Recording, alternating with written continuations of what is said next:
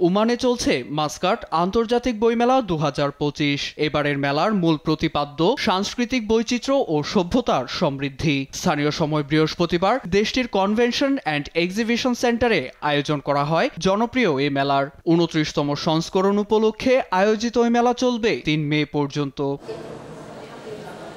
35টি দেশের প্রায় 674 জন প্রকাশক নিয়ে আয়োজিত ওই মেলায় প্রদর্শিত হবে প্রায় 6,80,000-এর বেশি বই। এর মধ্যে 2025 সালেই 52,000-এর বেশি নতুন বই প্রকাশের রয়েছে সম্ভাবনা। মাস্কট মেলায় একজন সম্মানিত অতিথি হিসেবে ওমানের উত্তর পূর্বাঞ্চলীয় গভর্নরেট উপস্থিত থাকবেন।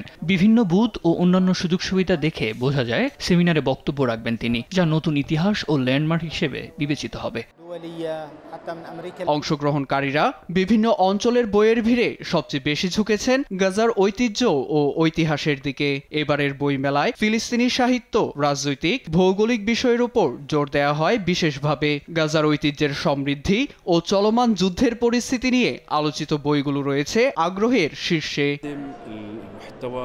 রাজনৈতিক ভৌগোলিক বিষয়গুলো উপস্থাপন করছি। বইগুলো গাজার যুদ্ধ এবং গাজার যুদ্ধের ডায়েরি সম্পর্কে তুলে ধরে। ফিলিস্তিনি গল্পকারকদের লেখা ইন রেড ও জিরো লাইন এই বছরের নতুন সংস্করণ। এগুলো গাজা উপত্যকার লেখকদের স্মৃতি।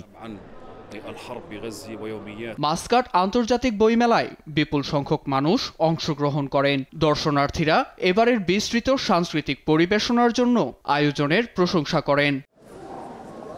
নিউজ ডেস্ক, দেশ টিভি।